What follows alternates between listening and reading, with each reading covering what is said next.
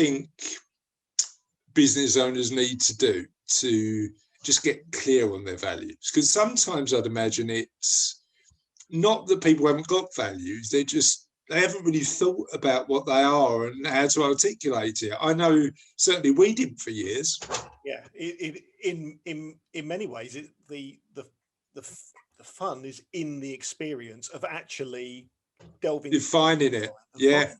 Yeah. And then I think the step that goes beyond that is actually, and what does good behavior look like in relation to those values? So what do they, when you actually show up in that way, what does that actually mean? How are they manifested, you mean? Yeah.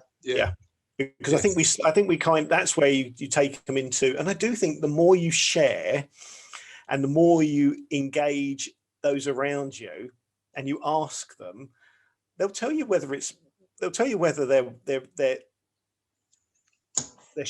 showing up, or they're showing up in the way that you want them to, and not in a, and I think this is another kind of man thing, is it not necessarily in a critical way. And it's like, just because you say, I want every day everything should be in balance and it's completely out of balance, doesn't mean when you get a tap on the shoulder saying, why aren't you home for dinner tonight, that you feel bad. It's like, well, I should be there, shouldn't I?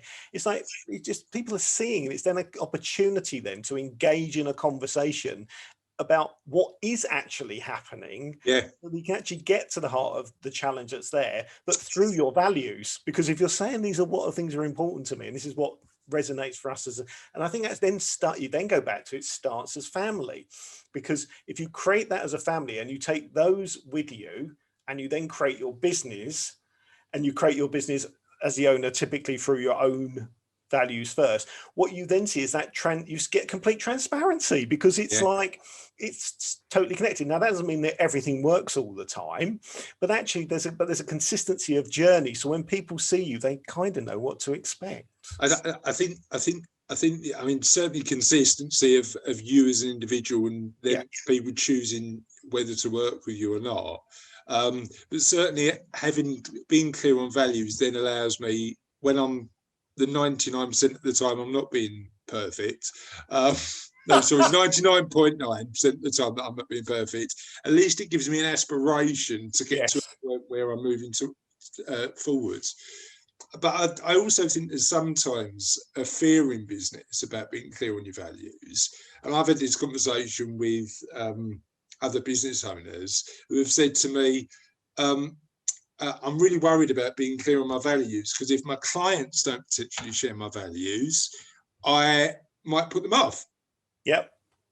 Now, I'm interested in hearing what you think about this, but actually, I've found that it will put some people off, and I'm relaxed about that. Never used to be, funny enough, but I am now. But what it does do is attract clients that you really want to work with. And if you're building a business where, like us, one of our values is fun, you do want to work with people you love working with. Yes, and it will attract more of the right clients, and those who don't resonate, don't align, who, like any relationship, an old client of mine used to say to me, be really, really clear before you engage anybody in your business, whether it be who you're working with or client, whether you want them in your life.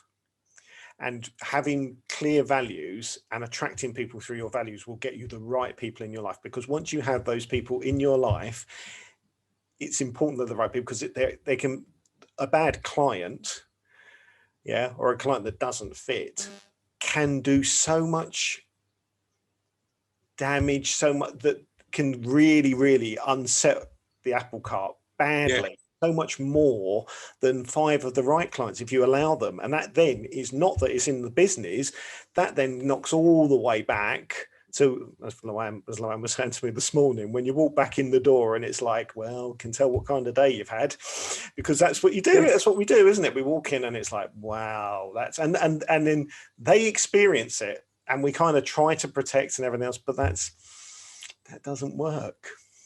Talk to me a little bit. I think that's a really good point. Actually, I think the reality is, I've got an accountant friend of mine who talks about vampire clients, and I had a conversation with her where she said I had to sack one of my vampire clients the other day because they were sucking the mental and physical energy from me. And being selective about who you work with.